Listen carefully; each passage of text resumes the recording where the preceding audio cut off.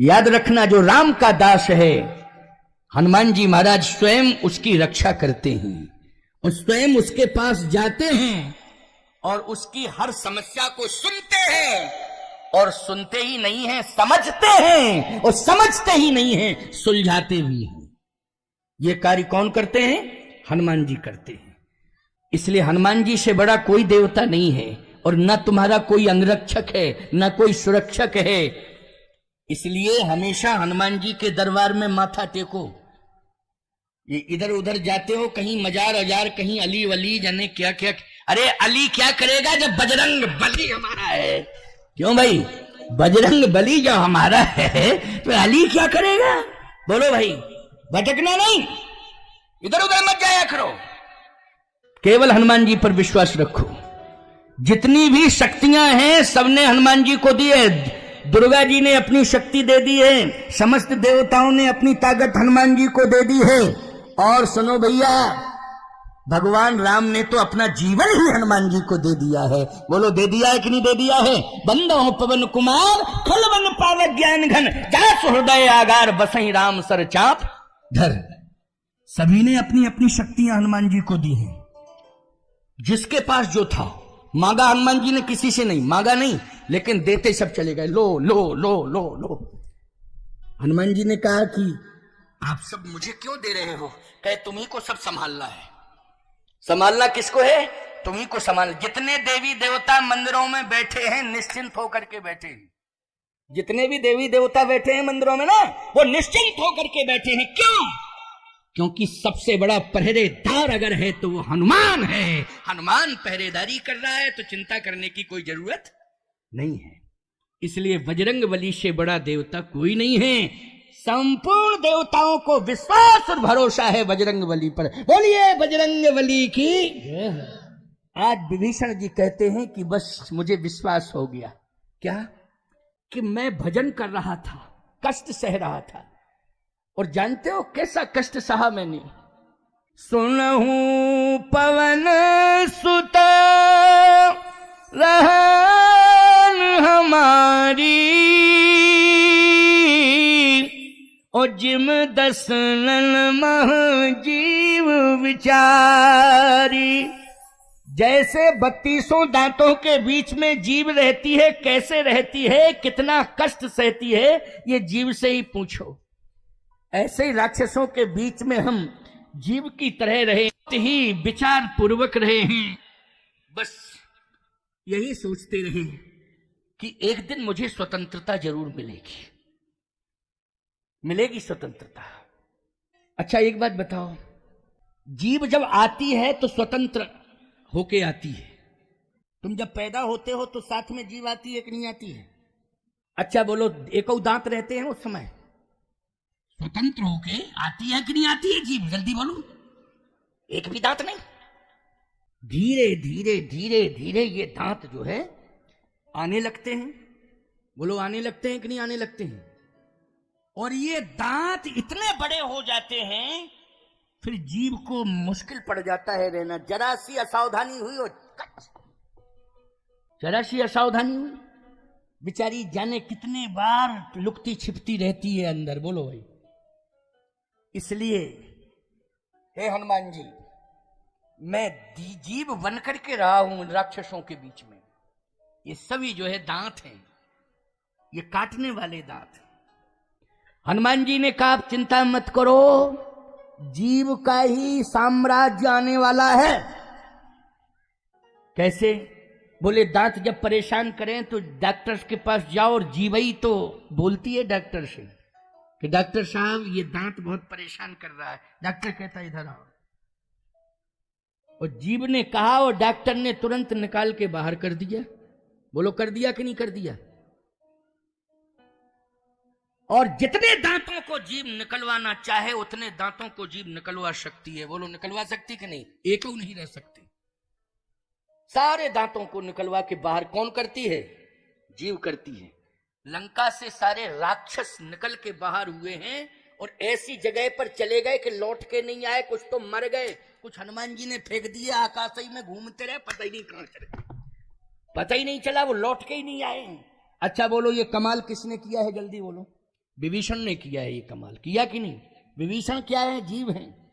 एक एक दांत साफ कर दिया साहब। अच्छा, वो जब दांतों को साफ कर देता है डॉक्टर, तो बोलो जीव का पूरा एक छत्र राज्य हो जाता है कि नहीं हो जाता? पूरी घूमती रहती है। अब बुढ़ापे में देखो, नकली दांत लगवा लेते हो अलग बात है, लेकिन सही बताओ ईमानदारी से, वो दांतों को जब चाहो तब निकाल के बाहर रख दो और जीभ पूरी स्वतंत्र मन से घूमती है। सावधान। विभीषण जी ने कहा कि अब मुझे विश्वास हो गया कि अब मुझे प्रभु राम मिलेंगे, आपके माध्यम से मिलेंगे। जो रघुवीर अनुग्रह कीन्हा,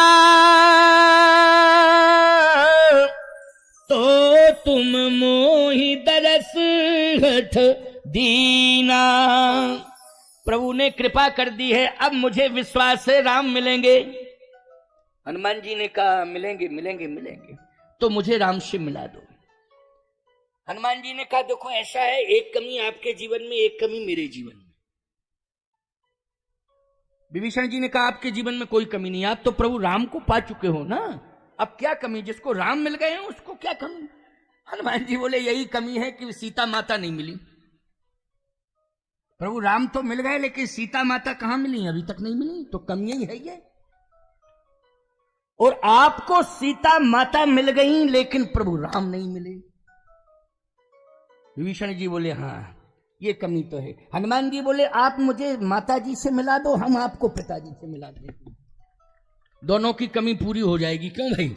लेकिन आप मुझे माता जी से मिला दो, बिना आपके प्रयास के माता जी मुझे मिलने वाली नहीं है, और ये पक्की बात है कि मैं आपको प्रभु से मिला दूंगा। विभीषण जी ने कहा लेकिन एक मुश्किल की बात है, आप प्रभु राम से मुझे मिला सकते हैं, उसमें सरलता होगी, लेकिन मैं आपको जानकी मां तक पहुंचा दूं, इसमें बहुत बड़ी कठिनाई है। अच्छा कठिनाई क्या है? तुम तो पता बता दो, कठिनाई वठिनाई की चिंता मत करो, पता तो बताओ कठिनाई वठिनाई क्या है, सारी कठिनाइयां दूर हो जाएंगी, पता बताओ। विभीषण जी ने कहा बात यह है, पता तो सामान्य पता है, सामने अशोक वाटिका है, उसी में रहती है, वो कोई बड़ी बात थोड़ी है, सामने ही तो अशोक वाटिका है, बस वहीं बैठी है, वृक्ष के नीचे बैठी, यही पता है। लेकिन कठिनाई यह है कि उस वाटिका में कोई प्रवेश नहीं कर सकता है। हनुमान जी ने कहा कोई नहीं कर सकता है प्रवेश?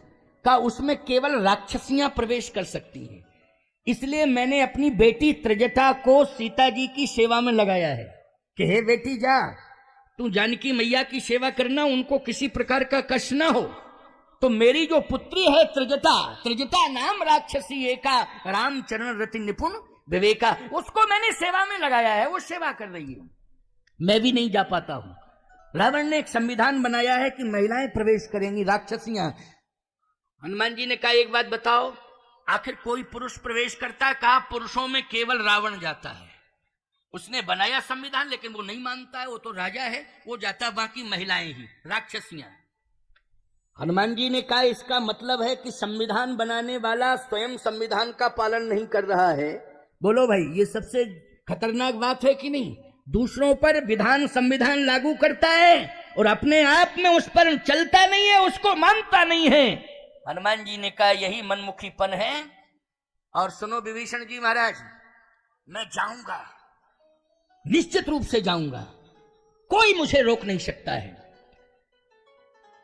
विभीषण जी ने कहा कि इसका मतलब है कि युद्ध होगा, नहीं मानोगे तो क्या होगा? युद्ध होगा।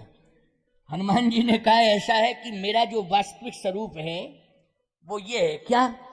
राक्षसियों का प्रवेश है, राक्षसों का नहीं है, मनुष्यों का नहीं है प्रवेश, लेकिन बंदरों का है कि नहीं, ये बताओ। विभीषण जी बोले बंदर को तो कोई रोक ही नहीं सकता है। हनुमान जी महाराज उसी समय बानराणाम धीशम रघुपति प्रिय भक्तम बात जातम नमामि, बानराकार शरीर में प्रकट हो गए। विभीषण जी ने कहा ये आपका स्वरूप है? हनुमान जी बोले यही तो है। बंदर के लिए कोई रोक टोक? विभीषण जी बोले बंदर के लिए कोई रोक टोक नहीं। अच्छा एक बात बताओ, यहां बंदर आ जाए तो बंदर को भगाओगे कि तुम भगोगे? पहले ये बताओ। कोई जानवर आ जाए तो तुम स्वयं भगाओगे उसको? क्यों भाई, कोई भी जानवर आ जाए कुत्ता बिल्ली या कोई हिंसक मारने वाला भी जानवर आ जाए तो बोलो 10-20 लोग मिलकर के लाठियों से मार मार के भगा दोगे उसको कि नहीं भगा दोगे? जल्दी बोलो। लेकिन बंदर आ जाए तो भागो। हम ही भागेंगे, तुम क्या भागोगे? हम ही भागेंगे। बंदरों की बड़ी खतरनाक स्थिति है, याद रखना। हम साधुओं की लंगोटियां सुरक्षित नहीं है चित्रकूट में बंदरों के कारण। बाहर डाल दो, लंगोटियों का पता ही नहीं चलता है कहां लगे, फाड़ फूड़ के निपटा देते हैं। हनुमान जी ने कहा कि मेरा ये स्वरूप है, इसलिए अब मुझे कौन रोकेगा? विभीषण जी ने कहा रुको। क्या? ये वानर का वेश मां जानकी के लिए बहुत बड़ी मुसीबत है। बोलो है कि नहीं? जानकी मैया के लिए सबसे बड़ी मुसीबत है। हनुमान जी ने कहा वो कैसे? विभीषण जी ने कहा मैंने सुना है। क्या सुना है? जानकी मैया ने पहली बार बंदर का फोटो देखा था जब मिथिला से आई थी अयोध्या, तो पहली बार राजमहल में बंदर का फोटो। बंदर नहीं थे अयोध्या में, ये बंदर तो लंका से ही गए। ये वानर जितने मिले थे वन में भगवान राम को युद्ध के बाद, ये सभी वानर कहां गए? लंका युद्ध जीतने के बाद ये कहां गए? सब अयोध्या गए पुष्पक विमान में बैठ के। लेकिन इसके पहले अयोध्या में कोई बंदर नहीं था, केवल एक बंदर का फोटो था। तो उस समय सीता जी को रोका गया। सिय बन बसही, सिय बन बसही तात कहीं भांति, और चित्र लिखित कपि देख डराती। बंदर का फोटो देखा तो बेहोश हो गई। अरे फोटो देख करके, चित्र देख करके बेहोश हो गई थी जानकी जी। और आप तो चित्र नहीं विचित्र हो, विचित्र हो। जानकी मैया देखेंगी तो वैसे भी परेशान हैं, आंखों में आंसू हैं, रो रही हैं जब से आई हैं, और आपको देखेंगी तो चित्र देख करके बेहोश हो जाती हैं, डर जाती हैं। आप तो विचित्र वानर हो, आप जाओगे क्या कंडीशन होगी? हनुमान जी ने कहा यह तो समस्या है, अब क्या होना चाहिए? विभीषण जी ने कहा कि मेरी बात मानो। हाँ जरूर मानूंगा, जो मैं कहूं उसके अनुसार ही चलना, वैसे ही मानना। हाँ वैसे ही मानूंगा। युक्ति विभीषण सकल सुनाई, युक्ति, युक्ति क्या बताई? आप भले ही बंदर बनना और बंदर बन के ही प्रवेश करना, लेकिन जिस वृक्ष के नीचे सीता माता बैठी है उसी वृक्ष की डाली पर बैठ जाना। हनुमान जी बोले बैठने से क्या फायदा, आखिर सामने तो जाना पड़ेगा। विभीषण जी ने कहा सुनो तो पहले हमारी पूरी बात सुन लो, एक एक बात सुनना और बहुत भाव से सुनना, बड़ा आनंद आएगा। भले ही जो है 5 बजने वाले, बज जाने दो। 5 बज गए तो क्या बज गया, कोई मुसीबत आ गई क्या? अच्छा बोलो मौसम कैसा है, जल्दी बोलो। साफ है, कोई खतरा तो नहीं है? ले बस, तो फिर क्या दिक्कत की बात है? 5 बज जाने दो, 5 तो बजने ही वाले हैं, लेकिन भाव सुना दूं तब। कल फिर विश्राम है कथा का, और आप श्रोता अच्छे हो, एक एक श्रोता, संख्या भी अच्छी है। मौसम अगर थोड़ा सा साथ दिया होता तो यहां जगह नहीं मिलती, कहां बैठालते लोगों को।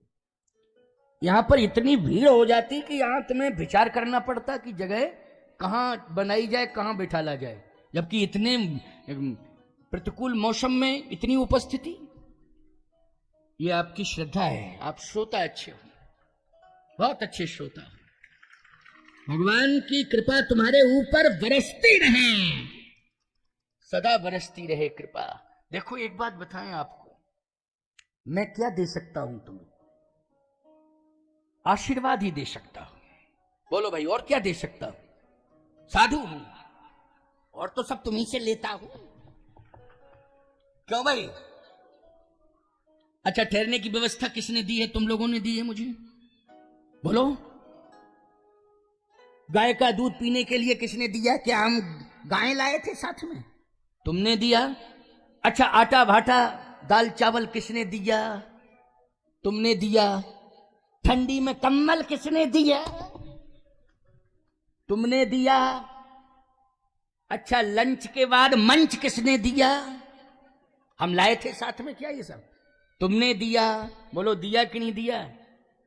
अन्नदान कौन दे रहा है? तुम लोग दे रहे हो। भंडारा कैसे चलेगा हमारा वहां चित्रकूट का? तुम भक्तों के सहयोग से चलेगा। बोलो भाई, तो दे ही रहे हो कि नहीं दे रहे हो? और बाद में जाऊंगा तो दक्षिणा दोगे। मैं क्या दे सकता हूं? मैं आशीर्वाद दे सकता हूं, खुल के आशीर्वाद दे सकता हूं, तुम्हारा कल्याण हो, इसकी भी जरूरत है। सब कुछ तुम्हारे पास हो और वो संभल ना रहा हो तुमसे, तो बोलो गड़बड़ है कि नहीं? जल्दी बोलो, है गड़बड़ कि नहीं? लेकिन आशीर्वाद अगर मिल जाएगा तो बिगड़े हुए सारे काम बन जाएंगे। आशीर्वाद में ये ताकत होती है, इसलिए आशीर्वाद मिल रहा है।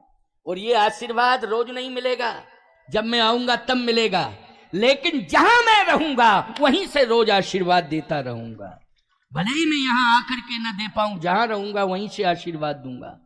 आशीर्वाद की पूंजी तुम्हारे साथ रहेगी, इसका अनुभव कर लेना। तुम लोग अनुभव करना इस बात का, क्योंकि भगवान कामतानाथ जी ऐसे देवता हैं कि जिनकी जरूरत राम जी को भी पड़ी है। बोलो पड़ी कि नहीं पड़ी? 11.5 साल भगवान ने तपस्या की है कामदगिरि पर्वत पर, राक्षसों को मारने के लिए, विजय श्री प्राप्त करने के लिए जो तप किया है, और तप से जो भगवान को शक्ति मिली है, वो मूल स्थान चित्रकूट कामदगिरि है। उस कामदगिरि पीठ का मैं पीठाधीश्वर हूं। तो बोलो भाई, वो पर्वत जो कामदगिरि भगवान की तपस्थली है, उसका स्वामित्व किसे मिला है? राजस्व रिकॉर्डों में, अभिलेखों में। मुझे मिला कि नहीं मिला? अच्छा, जब मिला है तो जो तपस्या है वो खजाने से भी, तुम्हारे खजाने से भी ज्यादा महत्वपूर्ण है। बोलो है कि नहीं? और वो तपस्या का अधिकार किसके पास है? जल्दी बोलो। मेरे पास है, क्योंकि प्रभु राम ने मुझे दिलाया है। किसने दिलाया है? प्रभु राम ने ही। त्रेता में श्री राम को कामदगिरि भगवान ने सब कुछ दिया है, और कलयुग में राम स्वरूपाचार्य को कामदानाथ ने स्वीकार किया है। कामदानाथ ने स्वीकार किया है मुझे।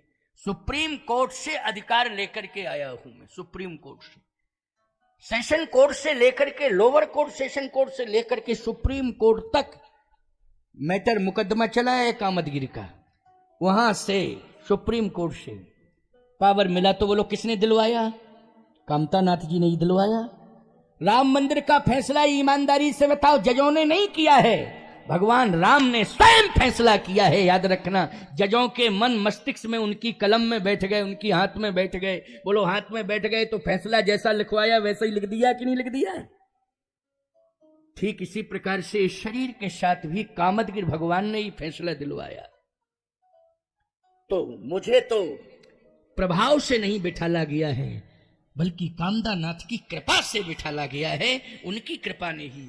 तो बोलो, वो तपस्या का खजाना का अधिकार किसके पास है? मेरे पास है। और मैं बिल्कुल मुक्त कंठ से इस बात को कह रहा हूं, भगवान राम की कामदगिरि की तपस्या तुम्हारे घर घर में बरसेगी प्यारे, आनंद ही आनंद रहेगा। कामतानाथ की परिक्रमा करना, बहुत से लोग जाते हैं परिक्रमा करने के लिए, लेकिन तुम सब कामदगिरि की परिक्रमा करना। कामदगिरि राम की तपस्थली है, जन्मस्थली अयोध्या है।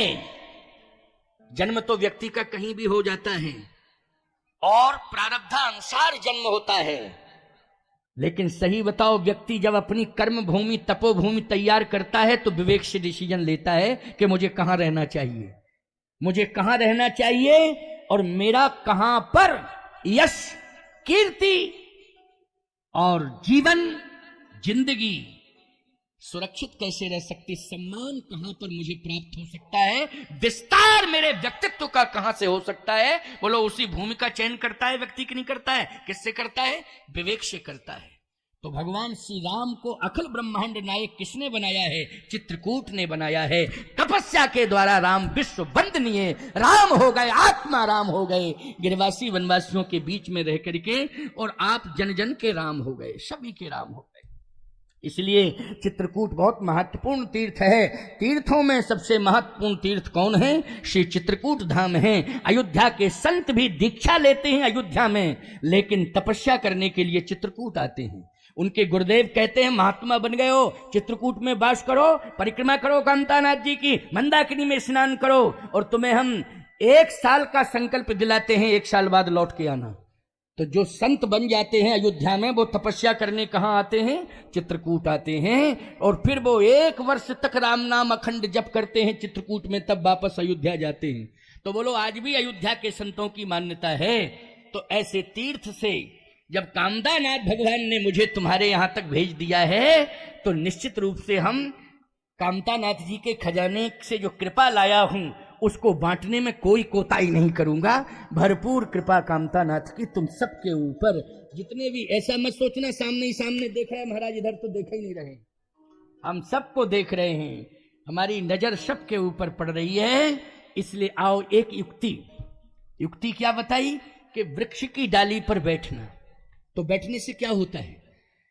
विभीषण जी ने कहा कि मैंने अनुभव किया है आपकी वाणी में जादू है। विभीषण जी कह रहे हैं मैंने अनुभव किया है आपकी वाणी में जादू है। आप जैसा जादू तो किसी की वाणी में है ही नहीं। महर्षि वाल्मीकि जी ने लिखा है वक्तृत्व कला विशारद, हनुमान जी जैसा बोलने वाला विद्वान वक्ता कोई संसार में है नहीं। विभीषण जी ने कहा वाणी सुन करके मेरा हृदय परिवर्तन हो गया, और विभीषण ने कहा कि मेरा दुख दूर हो गया और मेरी समस्या का समाधान हो गया। अब समस्या का समाधान राम नहीं मिले, राम मिल गए। बस अंतर इतना है कि समुद्र के किनारे जो राम बैठे हैं वो राम नहीं मिल गए, आपके हृदय में जो राम बैठे हैं उनका दर्शन तो मुझे हो ही गया है। बोलो हनुमान के हृदय में जो राम बैठे थे वो लंका गए कि नहीं गए? जल्दी बोलो। यही कही ना सबल कहूं माथा, और चले हरस ही धर रघु नाथा। तो विभीषण जी ने कहा राम भी मिल गए, बस अंतर इतना है कि हनुमान के हृदय में रहने वाले राम का दर्शन मुझे हो गया है, लेकिन आपकी वाणी में बहुत जादू है। आप एक काम करना, जिस तरह से मुझे आपने कथा सुनाई तब हनुमंत कही सब राम कथा निज नाम, जैसे आपने मुझे कथा सुनाई है और कथा सुनकर के मेरा दुख दूर हो गया है, वैसे ही पेड़ पर बैठ के, वृक्ष की डाली पर बैठ करके कथा सुनाना। हनुमान जी ने कहा तो कथा सुनाऊंगा, लेकिन कथा सुनाता ही रहूंगा, फिर सामने कैसे जाऊंगा? कहे सीता माता इतनी प्रभावित होंगी क्योंकि मैं सो रहा था, मैं जाग गया, प्रभावित हुआ। वो तो जाग ही रही हैं, सोई नहीं रही। जब से लंका में आई हैं तब से सोई नहीं है, वो तो जाग ही रही हैं। इसलिए जाग रही हैं तो मेरे मन में उत्कंठा आई कि मैं देखूं तो कौन है कथा सुनाने वाला, राम का नाम लेने वाला और राम की कथा सुनाने वाला कौन है। मेरे मन में उत्कंठा आई तो मैं निकल के बाहर आ गया। ऐसे ही आपकी कथा सुनकर के सीता माता के मन में उत्कंठा होगी, तो मुझे, मेरा मन नहीं माना, मैं देखूंगा, दर्शन करूंगा। सीता माता का भी मन नहीं मानेगा, वो तुरंत कहेंगी सुंदर कथा कहने वाला कहाँ है, जरा मैं देखना चाहती हूँ। हनुमान जी ने कहा तो फिर वही समस्या आएगी ना, बंदर हूं, जाऊंगा तो डरेंगी हो? कहे नहीं, पहले ही बता देना, हे माता जी कथा सुंदर है लेकिन सुनाने वाला तो बंदर है, कहो तो सामने आऊं, नहीं तो कथा ही सुनो। अगर सीता माता संतुष्ट हो जाएं और वो कहने लगे कि नहीं सामने आ जाओ, तो स्पष्ट तो बता दिया है कि मैं बंदर हूं। अगर वो कहें कि सामने आ जाओ, सामने आकर के कथा सुनाओ, तो सामने आके कथा सुनाना, लेकिन बता देना स्पष्ट कि मैं बंदर हूं। हनुमान जी ने कहा यह सुझाव बहुत अच्छा है, अब तो मुझे सफलता मिल ही जाएगी। विभीषण ने कहा कन्फर्म। अब हनुमान जी गए, वास्तव में देखा क्या हनुमान जी ने, ये अंतिम भाव है, अंतिम 10 मिनट 15 मिनट, क्योंकि 5:15 बजे विश्राम करूंगा आज। अभी कितना बजा है? 5 बजा है। तुम सबकी घड़ियों में कितना बजा है? सबने कहा है 5 बजा। हाँ, तो इसका मतलब है हमारी तुम्हारी घड़ी मिलती जुलती है, कोई दिक्कत की बात नहीं। और एक घड़ी आधी घड़ी यादों में पुनियाद, तुलसी संगत साधु की हरे कोट अपराध। याद रखना, ये सत्संग की घड़ी, इससे बड़ी घड़ी तो दुनिया में कोई दूसरी है ही नहीं, और जिंदगी में इससे बड़ी सुंदर घड़ी कोई होती ही नहीं है, सत्संग से बड़ी घड़ी। आओ अंतिम 10 मिनट की बात सुन लो, इसके बाद मैं आरती कराऊंगा, आरती के बाद फिर यहां से जाना है ना, आरती के बाद जाना, 10-5 मिनट में आरती हो जाएगी, 10-5-15, 5:15 बजे फिर अपने आनंद से, और कोई दिक्कत नहीं आएगी, मौसम साथ दे रहा है, सदा है तो साथ दे रहा है, बोलो दे रहा है कि नहीं दे रहा है, सदा है। और अगर तुमने ज्यादा जल्दी पाड़ी तो कहो बीच में बरस, छाता भी नहीं रहेगा तुम्हारे पास, तुम कहो महाराज 4 व्हीलर है तो सब सारे लोग थोड़ी 4 व्हीलर से आए, 2 व्हीलर से बहुत लोग आए, बोलो भाई आए हो कि नहीं आए हो, लेकिन ये गारंटी दे रहा हूं कि अपने अपने घर में आराम से पहुंच जाओगे, कोई दिक्कत नहीं आएगी, कोई दिक्कत नहीं आएगी, आनंद से पहुंचोगे अपने अपने घर में। साधु का वाक्य है, इस पर विश्वास करना है ना। हाँ, और कल भी कथा होगी, पूर्ण रूप से विश्राम होगा, कल 12 बजे से 4 बजे तक ही कथा होगी, इस बात का ध्यान रखो, क्योंकि 4 बजे मुझे यहां से प्रस्थान करना ही करना है, 4 बजे के बाद मैं निकल जाऊंगा, तो 12 बजे आ जाना, जल्दी आ जाऊंगा कल मैं, समझ रहे हो ना, कल मैं जल्दी आ जाऊंगा, सीधी सी बात, आज 3 बजे आया, कल मैं 2 बजे आ जाऊंगा, 1:45 बजे आ जाऊंगा, ठीक है, अब तो नहीं है कोई दिक्कत, 4 बजे के बाद आरती कराऊंगा, पूरी 2 घंटे कथा सुनाऊंगा, समझ रहे हो ना। अब विश्वास हो गया कि नहीं, और ना हो विश्वास तो मैं रात भर यहीं रहूं, कहो मंच पर ही, भाई तुम्हें विश्वास ना हो विश्वास कर लो, लेकिन विश्वास है, पूरा पूरा विश्वास है, इसलिए अंतिम 10 मिनट की बात सुनो। हनुमान जी महाराज डाली पर बैठ गए, कहां, अशोक वृक्ष की डाली पर, जैसे हनुमान जी डाली पर बैठे, तरु पल्लव में लुकाई भाई, तरु पल्लव में रहा लुकाई, और करे विचार करो का भाई। अच्छा, ये भी बात बहुत अच्छी हुई कि डाली पर बैठने के लिए विभीषण जी ने कह दिया था कि डाली पर बैठना और फिर कथा सुनाना। अगर डाली वाला सुझाव विभीषण जी न देते और नीचे कहीं अगल बगल में हनुमान जी या गेटई के पास खड़े होकर कथा सुनाते, तो बोलो रावण आ रहा था कि नहीं आ रहा था, जल्दी बोल, रावण आ रहा था, और रावण आता और हनुमान जी गेट के पास ही मिल जाते, और बोलो टकराव होता कि नहीं होता, ईमानदारी के साथ बताओ, बहुत बड़ा टकराव होता, और हो सकता है हनुमान जी को क्रोध आ जाता तो ऐसा मुक्का मार देते रावण के कि ब्रेन हेमरेज हो जाता उसको, और ब्रेन हेमरेज हो जाता तो मरता भले ही नहीं, लेकिन कोमा में चला जाता, तब भी तो गड़बड़ था। बोलो भाई, अगर ब्रेन हेमरेज होता और मरता ना लेकिन कोमा में चला जाता, कोमा वाला व्यक्ति मरे हुए इंसान से भी ज्यादा खतरनाक होता है, उसकी जिंदगी बिल्कुल बेकार होती। लेकिन देखो कितना अच्छा सुझाव विभीषण जी का कि डाली पर बैठ करके कथा सुनाना, तो तरु पल्लव में रहा लुकाई, ओ करे विचार करो का भाई, कहीं अवसर रावण तहीं, रावण आ गया उसी समय। बोलो विभीषण जी की युक्ति बहुत काम कर गई कि नहीं कर गई, बोलो भाई, एक बचाव हो गया कि नहीं हो गया। और रावण के अंदर कितने प्रकार के दोष हैं वो हनुमान जी को पता लग गए। अभी तो एक ही कमी नजर आ रही थी कि शराब पी के सो रहा है, क्यों भाई, एक ही कमी दिखाई दे रही थी ना कि सो रहा है, करे पान सोबे दिन राती, शराब पी के सो रहा है। लेकिन जागृत अवस्था में सीता जी के सामने आया और उसने जो अपना अभद्र प्रदर्शन किया, ईमानदारी के साथ बताओ रावण के संपूर्ण दोष समझ में आ गए कि नहीं आ गए हनुमान जी के। अब कैसे कैसे आए जरा सुनते जाओ, 10 ही मिनट हैं बस, इसके बाद वाणी को विश्राम।